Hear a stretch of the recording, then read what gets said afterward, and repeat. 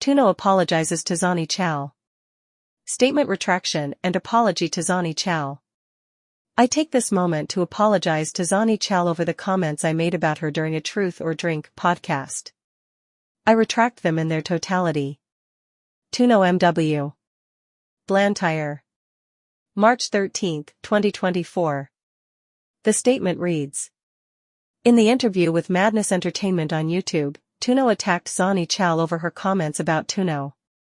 Zani was a guest on the Truth or Drink show last year where she complimented Tuno's music but criticized her for her fashion sense, saying she needed to up her game. During her session, Tuno posited that Zani was hurt because Tuno and Temwa had replaced her on the music scene while Zani was in Nigeria where she was not releasing songs.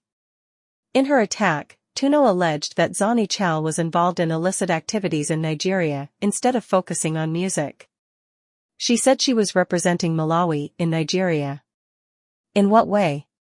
How come I have never seen her with Tiwa Savage? She cannot represent Malawi anymore. I have a baby girl and she has nothing but drugs, said Tuno in another expletive-filled rant. Priscilla has not commented on Tuno's attack while Zani Challe has released a statement saying Tuno's allegations that Zani was involved in drug dealing and escort services in Nigeria are false.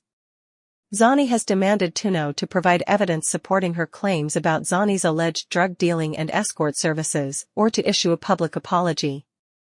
Failure to do may result in further action being taken, said Zani in the statement. She added, I am committed to maintaining my reputation and professional standing, and I refuse to allow unfounded accusations from individuals to undermine my hard work and achievement. Commenting on Zani's statement through her Twitter account, Tuno has said she is ready to face Zani.